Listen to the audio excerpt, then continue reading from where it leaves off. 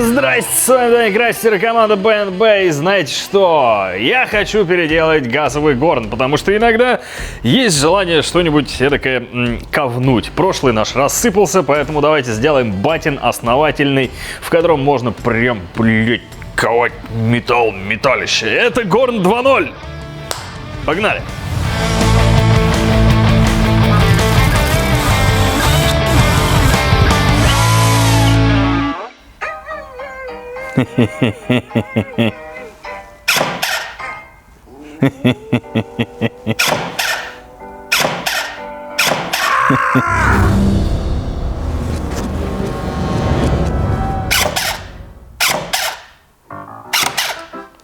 Я ни хрена не понимаю эту систему. Зачем она разбивает телефон?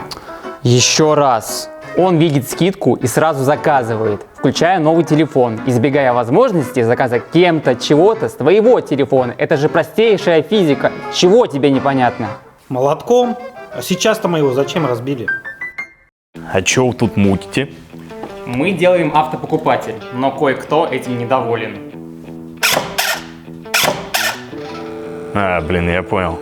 Пацаны, ну вы чё вообще? Во-первых, красная распродажа Алиэкспресс будет идти с 12 по 18 июня. Времени мало, но оно еще есть. Лучше поторопиться. 1000 товаров мировых брендов со скидкой до 80%, дополнительные скидки 50% в определенный день и час, а также скидки по принципу «больше равно дешевле». Лучше уже сейчас чекать ссылку в описании, чтобы успеть. А я себе, между прочим, к лету выцепил отличный умный напольный вентилятор с громадной скидкой и быстрой доставкой. Или все-таки автопокупатель? Я уверен, вы справитесь. А как я с этого закажусь? Дань, одолжи мобилу. Знаете, я всю жизнь юзал болгарку для отрезания металла, потом уже появилась ленточная пила, и что-то реально жирное можно было распилить только в ней. А сейчас вот руки добрались до ручного плазмореза, который мало использовался, хотя был еще со времен гаража в Королеве и постапокалиптического УАЗа, может кто помнит. Так вот, если приноровиться, это охуенная штука, которая режет металл как масло, просто сдувая расплавленные капли. Ну как просто? Там прикол в охуевшей температуре, ионизации и вообще мы не резак строим, так что проехали. После всего процесса у нас появляется куча деталей. Быстро, но пока не очень ровно. Сам факел плазма оказался достаточно капризной сучкой. Его мотыляет туда-сюда в зависимости от много чего на самом деле. И да, кстати, эти детальки мы вырезали на ЧПУ плазморезе. В общем, горн я решил делать из 5-миллиметровой стальной коробки, набитой доверху изоляцией. По сути, та же плавильня, только другой конструкции. Собираем все воедино и переходим к нарезанию ваты в размер.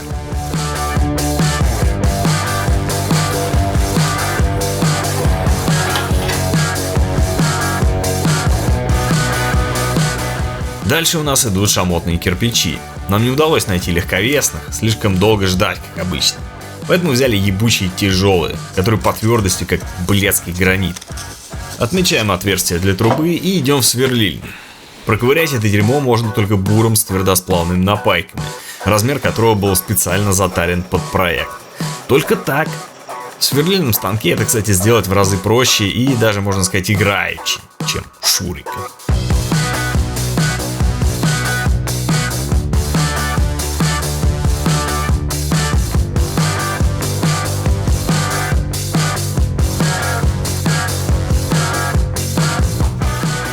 А вот вам небольшая хитрость по запихиванию ваты вдоль стен.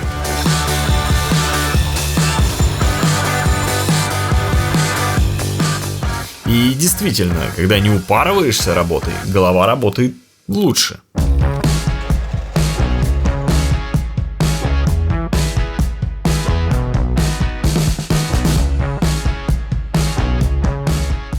Закрываем весь этот бутерброд из ваты и кирпичей, а стягивать все будем шпильками.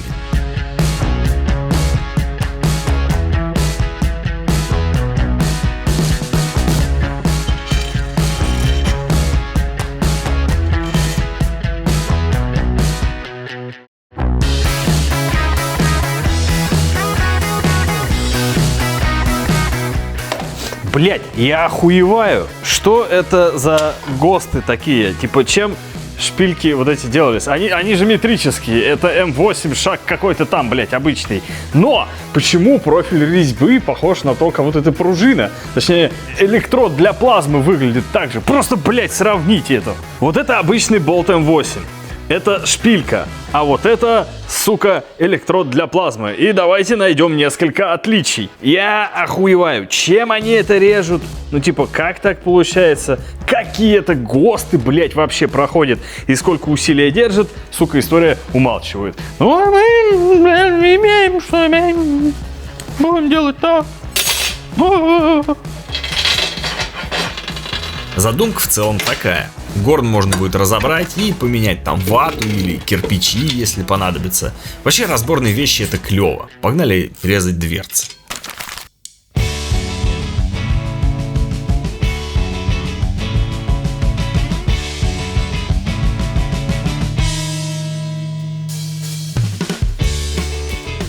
Плазма еще на старых мозгах без наворотов. Надо, наверное, снять видос о том, как мы ее зарядили, как считаете. Несмотря на это, на контроллере Чафта она ездит и может вырезать такие вот замороченные детальки. Достаем с полки электролизер, сдуваем с него пыль, а в обогатительную камеру зальем ацетона со вкусом вишни, ну, чтобы пожарче было.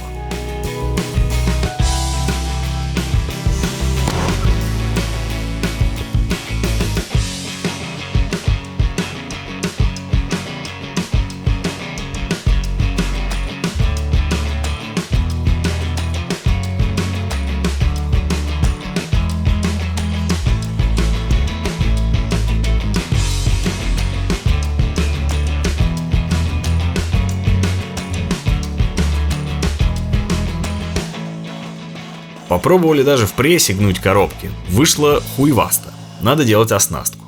Вообще гибкая, клевая операция. Надо уделить ей время.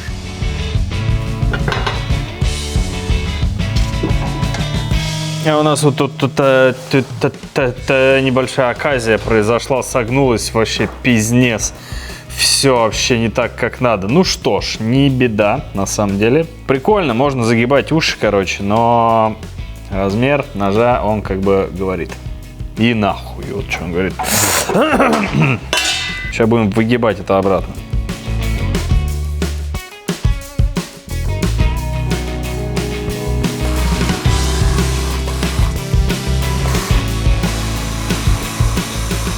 Вот прям рядом немного линия гиба идет между тем, что надо. Но в любом случае это можно будет достучать руками. Вот эту часть я уже предлагаю греть нормальным оборудованием. Ну типа мощнее, чем водородный электролизер. Мощнее, чем МАП-газ. Это будет у нас пропан-кислородик. Пойдемте.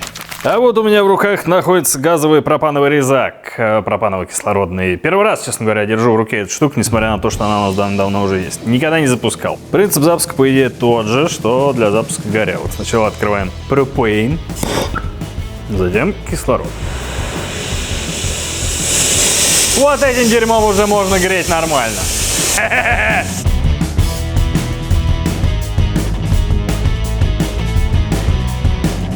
Вот это вообще другое дело. В реале это было так же вкусно, как и на видео. Без геморроя, с избытком мощности. Да, сука, сгибание.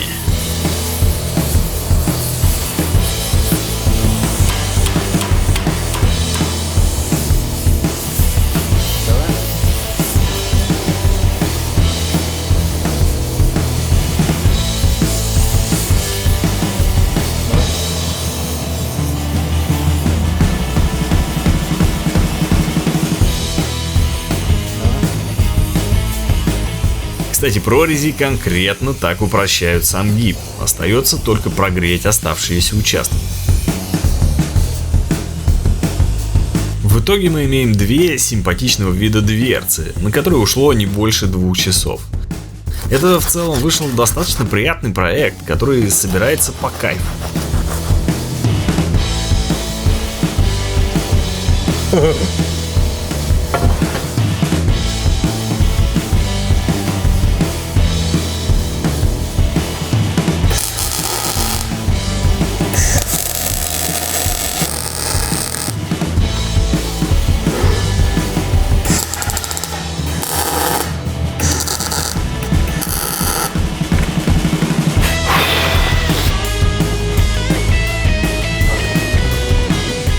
Не, слушай, вообще норм, кстати. Конечно, норм, пока тебе на ногу она не пизданулась. Че, дверцы накинем?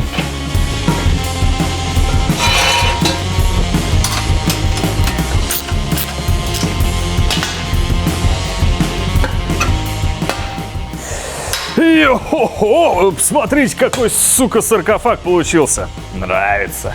Осталось к нему добавить несколько деталей, чтобы все это заработало. Это вот мы вкрачиваем вот сюда колено, там очень неровные внутренности, завихрения всякие будут, а газ нормально смешается заодно. Дальше у нас идет горелка, которая представляет собой, блять, трубу без всяких инжекционных нахуй сужений и расширений. Вставляется она просто вот так. Сюда мы еще что-нибудь приколхозим. И вот это замечательная дуечка. Но чтобы нам все это срастить, нам нужно отправиться в токарный. Let's go! Позвольте показать вам немного токарного порно. Сегодня в меню мачеха-болванка застряла в патроне.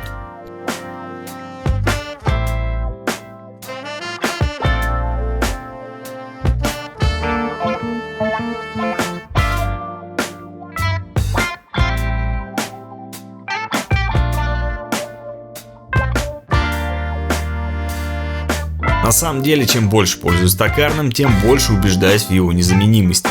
Это самый главный станок в широкопрофильной мастерской. Деталька. Красота.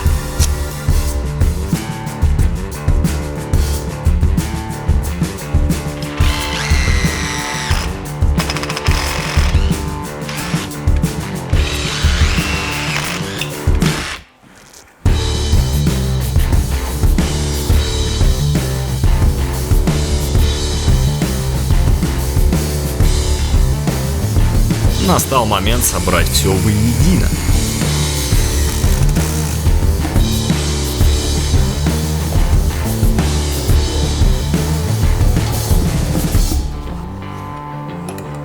Ну что, дамы и господа, позвольте навалить немного, сука, жару. Ну, на минимум поставим пока.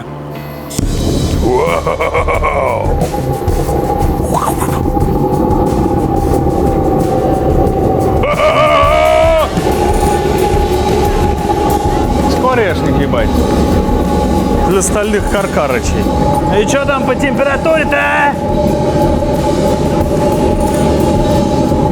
Ну, я вам скажу, это достаточно быстро. Меньше минуты оно уже начинает плавиться по краям. Классно. А с железочкой что у нас происходит? А подайте мне, пожалуйста, говна кусок. Возьмем вот этот вот говнотигель.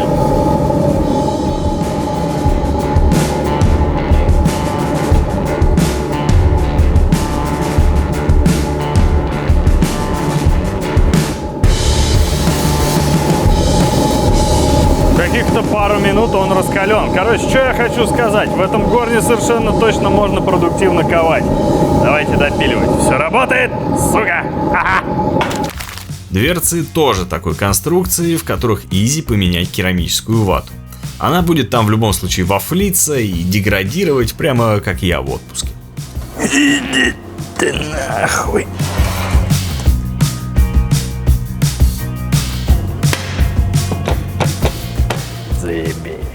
Ай, беда, все работает хорошо, но преследуют те же самые проблемы. Горение у нас происходит вот в этом колене, потому что там полный пиздец. Расширение, какие-то встречные потоки, завихрения, они там барахтаются, не могут выйти, блядь, загораются, пламенеют жопы и кое-как вылетают. В общем, идея какая? Сейчас надо...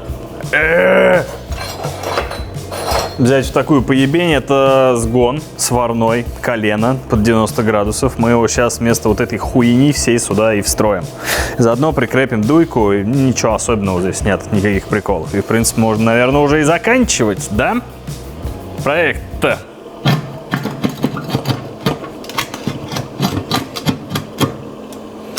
Возможно, какой-нибудь рассекатель еще сделаем. Стоит признать, что я вообще ни хера не знаю про воздушные потоки, турбуленцию и реактивные струи. Эдакое упущение. Значит, будем изучать на каких-то проектах реактивных движков.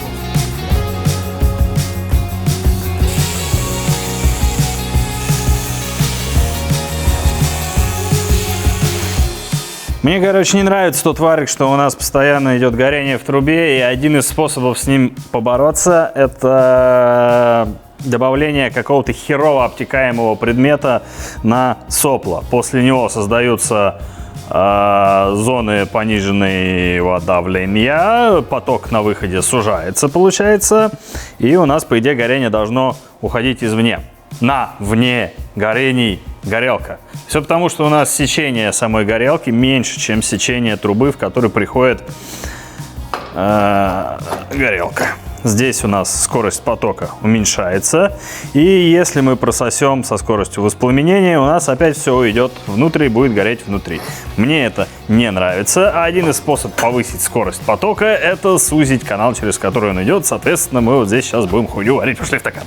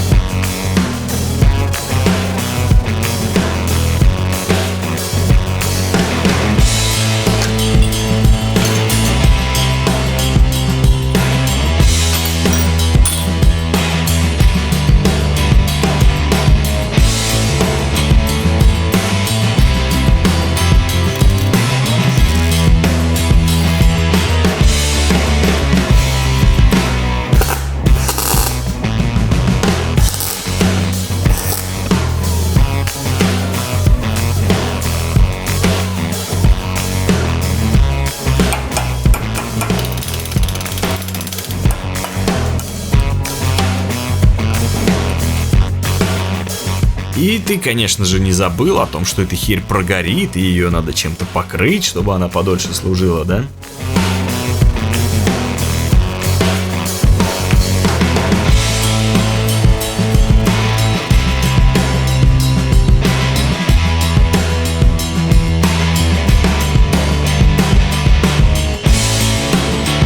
Ну что, дамы и господа, мои небинарные персоны, давайте посмотрим, как все это говно работает. Должно работать хорошо. Как получится, посмотрим.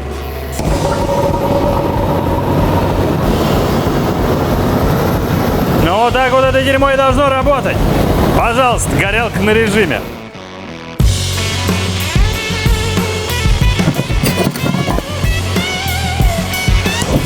Ебать. Минус волосы на руке. Вот это месиво, блядь. Ну-ка, а закрытой крышкой оно будет работать?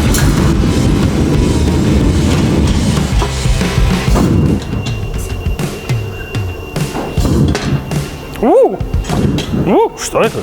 Какая-то веселая дверца. Что это там происходит? Блин. Да, мощнецкие. Чё-то этот видос дико богатый на технологии вышел. На этих кадрах вы можете лицезреть Ее Величество термическое сверление. Не то чтобы без него не обойтись, но здесь оно очень кстати. Хочешь закрепить болтами на профиль? Да пожалуйста.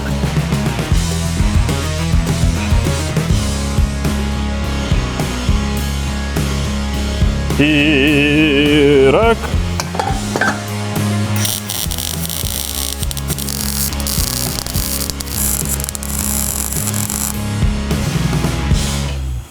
Как вы можете заметить, у конструкции этого горна две дверцы. Конструкцию мы, честно говоря, подспиздили у одного YouTube канала, но я считаю, что после всех переделок можно считать ее полностью переработанной. Собственно, с этой стороны тоже можно заложить некое пространство минеральной ватой, вот этим жаростойким утеплителем, чтобы уменьшить количество, ну, типа уменьшить объем самой камеры. Если мне понадобится, я, возможно, смогу парковать какую-нибудь катану, располагая ее насквозь. Сейчас мне это не нужно. Я вот так вот это все дело подзакрою, и пусть оно здесь тусуется. Врубаем! Те, кто смотрел одно из прошлых видео про индукционный нагреватель, я думаю, помнят, какой геморрой был с ковкой. Сейчас я попробую раскочегарить эту штуку на полную катушку, попробуем немного паковать.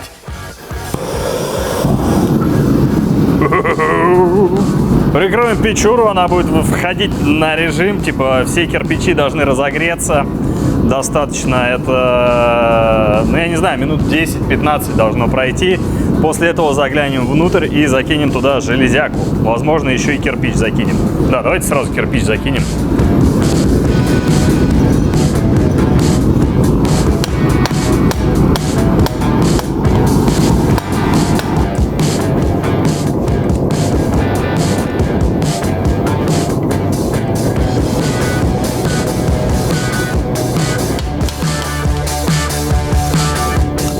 Прошло примерно 6 минут. У нас там уже морковка горячая. Сука, как тебя взять-то? Ну вот как-то так. Это дело можно уже ковать.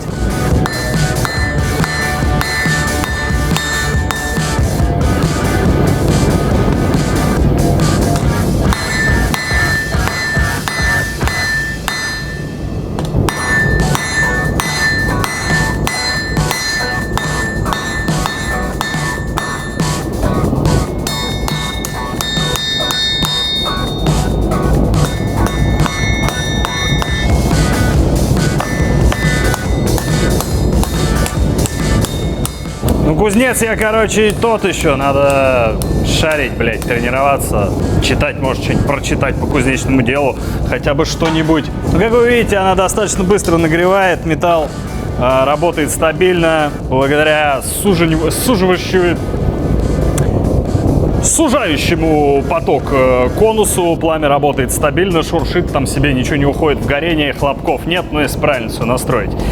И печь получилась охуенно мощная, горн. С ней реально приятно ковать. И кроме того, эта хуйня может раскалять еще и вот такие железки.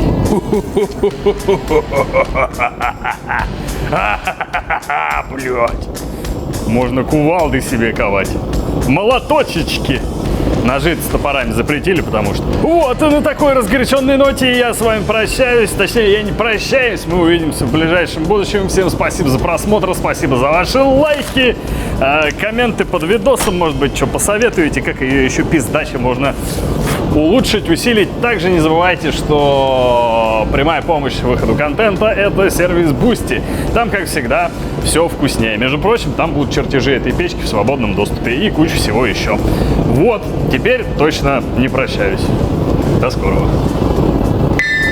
Пизда вообще. Кубики ебаные.